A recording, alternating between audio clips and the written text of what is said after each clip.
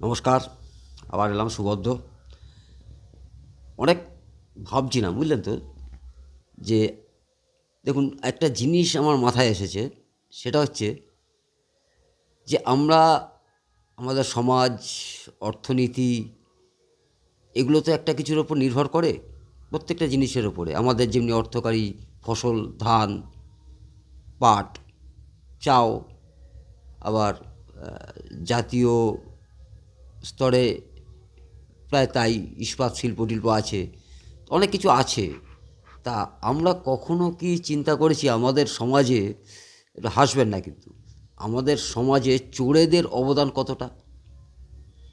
চোরেরা কিন্তু আমাদের অর্থনীতির একটা মেরুদণ্ড। এটা আপনারা অন্যভাবে কে কীভাবে নেন জানি না। দেখুন, আজকে চোরেরা আছে বলেই আজকে চোর কখন চুরি করে, তার প্রয়োজন যখন মেটে না, মেটানোর কোনো রাস্তা থাকে না, তখন তারা চুরি করে।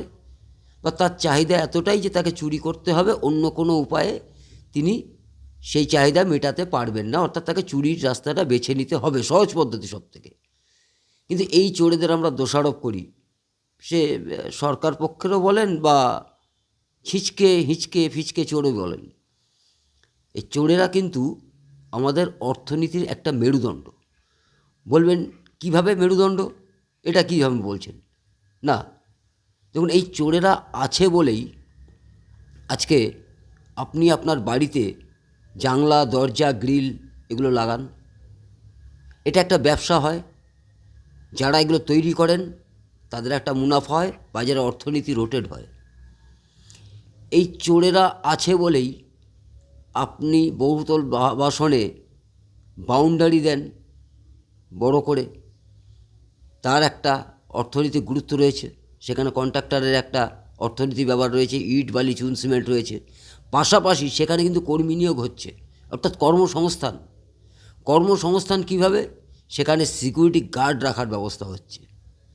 এই চোরেরা আছে বলেই আজকে আপনার মোবাইল থেকে ল্যাপটপ বা সোনার গহনা বা আপনার মানি ব্যাগ, আবার আপনি কিনতে বাধ্য হচ্ছেন, কিন্তু কিনছেন বলেই প্রোডাকশান বাড়ছে সেই সমস্ত সংশ্লিষ্ট কোম্পানিগুলোর। সেখানে কিছু কর্মসংস্থান হয়ে রয়েছে, তাদের হাতে কাজ পাচ্ছে। এই চোরেরা আছে বলেই আপনি একটু সুরক্ষিত থাকবার জন্যে একটা সুরক্ষা বলয় তৈরি করছেন সর্বত্র। সেখানেও কিন্তু একটা আর্থিক সম্পর্ক রয়েছে, একটা কর্মসংস্থানের বিষয় রয়েছে। এই চোরেরা আছে বলেই দেখুন আজকে কত হাজার হাজার লাখ লাখ পুলিশ প্রহরী রয়েছেন। এদের একটা কর্মসংস্থান, এদের একটা কাজ হয়েছে। এই চোরেরা আছে বলেই কিছু উকিল, আচ্ছা কোর্ট বসছে, কোর্টের একজন জাজ তিনি কাজ পাচ্ছেন, উকিল কাজ পাচ্ছেন। একবার ভেবে দেখুন এই চোরেদের গুরুত্ব কতটা অপরিসীম। এই চোরেরা আছে বলেই রাজনৈতিক দলের মধ্যে বাকবিতণ্ডা আছে, ভুল ত্রুটি ধরার ব্যবস্থা আছে, তাদেরও কিছুটা সময় ব্যয় হচ্ছে।